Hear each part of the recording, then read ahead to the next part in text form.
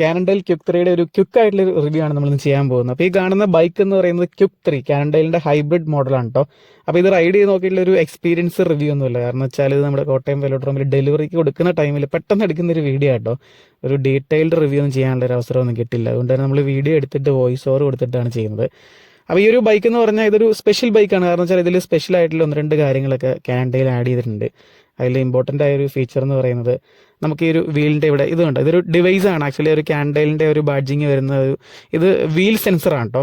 അതായത് നമുക്ക് ഈ ഒരു സെൻസർ വഴി നമ്മുടെ മൊബൈലിലേക്ക് നമുക്കൊരു ആപ്പ് പ്ലേ സ്റ്റോറിൽ നിന്ന് ആപ്പ് ഡൗൺലോഡ് കാനൻഡൈലിൻ്റെ ഒരു ആപ്പ് ഉണ്ട്. അത് ഡൗൺലോഡ് ചെയ്ത് കഴിഞ്ഞാൽ നമുക്കിതൊരു ബൈക്ക് കമ്പ്യൂട്ടറായിട്ട് യൂസ് ചെയ്യാൻ പറ്റും. അപ്പോൾ നമുക്ക് ഈ ഒരു ഇതിൻ്റെ സ്റ്റെമ്മ് കണ്ടില്ല, സ്റ്റെമ്മ് ഫ്ലാറ്റ് ആയിട്ടാണ് ഇരിക്കുന്നത്. സ്റ്റെമ്മിൻ്റെ മേളിൽ നമുക്ക് മൊബൈൽ മൗണ്ട് ചെയ്യാൻ പറ്റും. എന്നിട്ട് ഇതൊരു ബൈക്ക് കമ്പ്യൂട്ടറായിട്ട് നമുക്കിത് യൂസ് ചെയ്യാം. അതായത് ഒരു ആപ്പ് ഡൗൺലോഡ് ചെയ്യുന്ന വഴി നമുക്ക് മൊബൈലിലേക്ക് കണക്ട് ചെയ്തിട്ട് നമുക്ക് നമ്മുടെ റൈഡ് നമുക്ക് ട്രാക്ക് ചെയ്യാൻ പറ്റും. നമ്മളൊരു ബൈക്ക് കമ്പ്യൂട്ടറൊക്കെ യൂസ് ചെയ്യും, ഗാർമിൻ്റെ ഒക്കെ ബൈക്ക് കമ്പ്യൂട്ടറൊക്കെ യൂസ് ചെയ്യുന്ന പോലെ തന്നെ.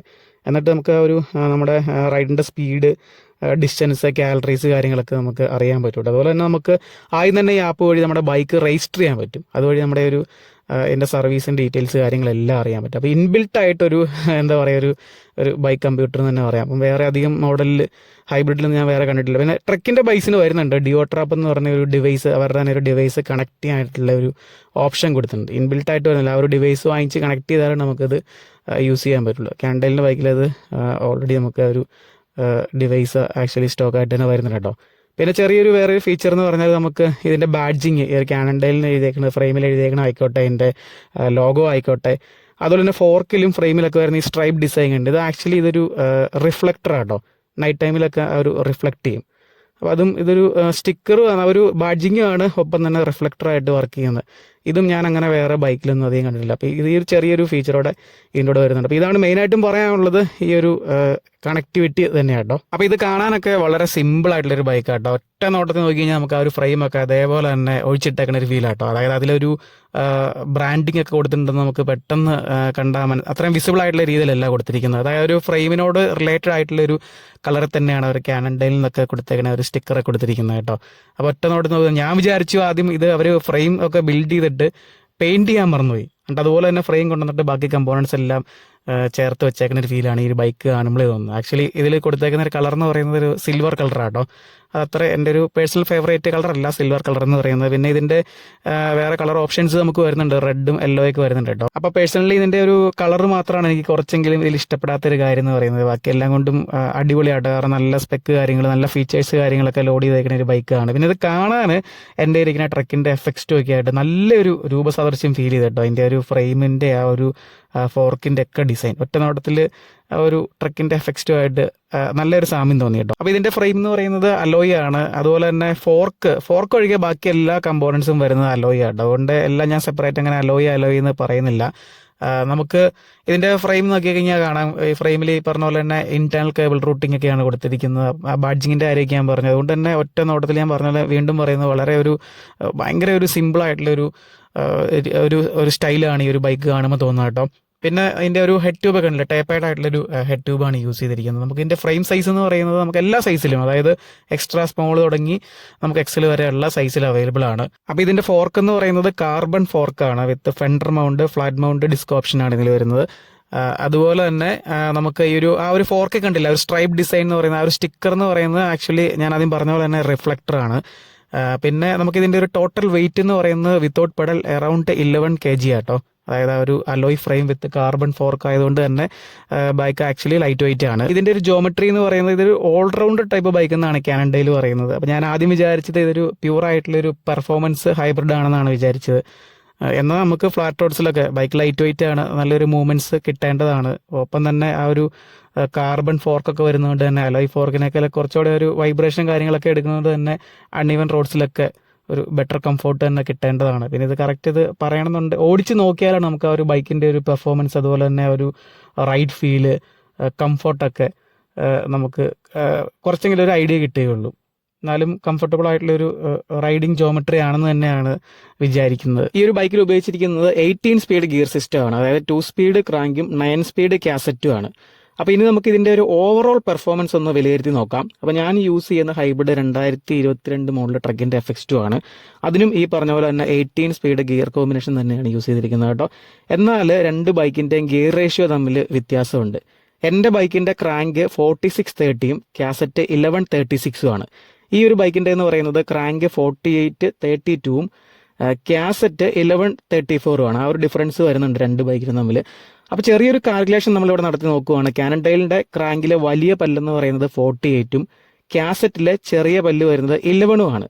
എൻ്റെ ബൈക്കിൻ്റെ ആവട്ടെ ക്രാങ്കിലെ വലിയ പല്ല് 46ഉം ചെറിയ പല്ല് വരുന്നത് 30ഉം ആണ്. അപ്പോൾ ക്രാങ്കിൻ്റെ വലിയ പല്ല് നോക്കുമ്പോഴത്തേനും ട്രക്കിനേക്കാൾ 2 പല്ല് കൂടുതൽ നമ്മുടെ ഈ ഒരു കാനൻഡെയിലിന് വരുന്നുണ്ട്. കാസറ്റിൻ്റെ ചെറിയ പല്ല് രണ്ട് ബൈക്കിനും സെയിം തന്നെയാണ്, 11 ആണ് വരുന്നത്. അതുപോലെ തന്നെ രണ്ട് ബൈക്കുകൾ തമ്മിലുള്ള വെയിറ്റും ഏകദേശം സെയിം ആണ്. അങ്ങനെ വരുമ്പോഴത്തേക്കും കണക്കുകൾ പ്രകാരം 48x11 കാനൻഡെയിൽ തന്നെയാണ് ഒരു പൊടിക്ക് ഫാസ്റ്റർ എന്ന് വേണേൽ പറയാം. എന്നാൽ ക്ലൈംബിംഗ് റേഷ്യോ നോക്കി കഴിഞ്ഞാൽ കാനൻഡെയിലിന്റെ ക്രാങ്കിലെ ചെറിയ പല്ല് വരുന്നത് 32 ആണ്, കാസറ്റിലെ വലിയ പല്ല് 34 ആണ്. എൻ്റെ ബൈക്കിന്റെ ആകട്ടെ ക്രാങ്കിലെ ചെറിയ പല്ല് 30ഉം കാസറ്റിലെ വലിയ പല്ല് വരുന്നത് 36ഉം ആണ്. ആ ഒരു ഡിഫറൻസ് അവിടെയും വരുന്നുണ്ട്. അപ്പം കുറച്ചുകൂടി ബെറ്റർ ആയിട്ടുള്ള ഒരു ക്ലൈംബിംഗ് റേഷ്യോ, അതായത് നല്ല രീതിയിൽ കുറച്ചുകൂടെ ക്ലൈംബ് ചെയ്യുന്നത് എൻ്റെ ഒരു ട്രക്ക് FX2 തന്നെയാണ്. ഇതൊക്കെ കണക്കിലെ കളികളാട്ടോ. കാര്യത്തിലേക്ക് വന്നു കഴിഞ്ഞാൽ നമുക്ക് ഒരു ബൈക്കിന്റെ പെർഫോമൻസ് എന്നൊക്കെ പറയുന്നത് ഒരു ഡിഫറൻസ് ഇല്ല എന്നല്ല പറയുന്നത്. അതായത് മെയിനായിട്ടും ഒരു ബൈക്കിന്റെ പെർഫോമൻസ് അത് റൈഡ് ചെയ്യുന്ന റൈഡറിന്റെ ഒരു എഫോർട്ടും അതുപോലെ തന്നെ ബൈക്കിന്റെ കുറച്ച് കാര്യങ്ങളുണ്ട്, അതിന്റെ ജോമെട്രി, എയറോഡൈനാമിക്, അതുപോലെ തന്നെ വെയിറ്റ്, ഇതെല്ലാം ഡിപ്പെൻഡ് ചെയ്താണ് ഇരിക്കുന്നത്. അപ്പോൾ ഞാനീ പറഞ്ഞത് നിങ്ങൾക്ക് എന്തെങ്കിലും കൺഫ്യൂഷൻ ഉണ്ടോ ഒന്നുകൂടെ ഒന്ന് കേട്ട് നോക്കുക കേട്ടോ. ലളിതമായിട്ടാണ് പറഞ്ഞിരിക്കുന്നത്, നിങ്ങൾ ഒന്നുകൂടെ കേട്ട് നോക്കിയാൽ മനസ്സിലാക്കാൻ പറ്റുന്നേ ഉള്ളൂ. ഒരു കാൽക്കുലേഷൻ്റെ പുറത്താണ് പറഞ്ഞത്. അപ്പോൾ ഞാനിവിടെ എൻ്റെ ട്രക്ക് FX2 ആയിട്ട് കമ്പയർ ചെയ്ത് പറയാനുള്ള റീസൺ എന്ന് പറയുന്നത് എൻ്റെ ബൈക്ക് ഒരു പെർഫോമൻസ് ഹൈബ്രിഡാണ്. അപ്പോൾ ഇതിൻ്റെ ഒരു പെർഫോമൻസ് എത്രത്തോളം ഉണ്ടെന്ന് അറിയാൻ വേണ്ടിയിട്ടാണ് ഈ ഒരു കാൽക്കുലേഷനൊക്കെ നടത്തി നോക്കിയിട്ട്, അല്ലാതെ ഇത് റൈഡ് ചെയ്ത് നോക്കിയിട്ടുള്ള ഒരു കാര്യമല്ല പറയുന്നത്.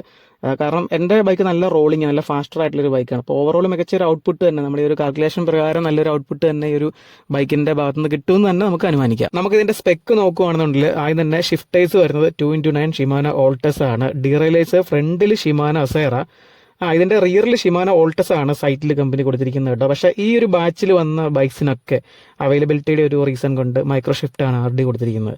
എന്നാൽ ഇതിൻ്റെ കൂടെ അഡീഷണൽ ആയിട്ട് തന്നെ കമ്പനി ഷിപ്പിംഗ് ടൈമിൽ ഷിമാനോ ഓൾട്ടസ് തന്നെ, അതായത് സൈറ്റിൽ കാണിക്കുന്ന സെയിം ഡീറൈലർ തന്നെ പ്രൊവൈഡ് ചെയ്തിട്ടുണ്ടെന്നാണ് പറഞ്ഞത്. സോ നമുക്ക് വേണമെന്നുണ്ടെങ്കിൽ ചേഞ്ച് ചെയ്ത് ഷിമാനോ ആക്കാൻ സാധിക്കും.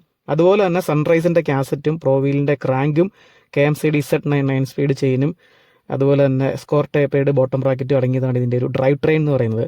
പിന്നെ നമുക്ക് ബ്രേക്ക് സിസ്റ്റം നോക്കി കഴിഞ്ഞാൽ ടെക്ട്രോയുടെ ഹൈഡ്രോളിക് ഡിസ്ക് ബ്രേക്കാണ് വരുന്നത്.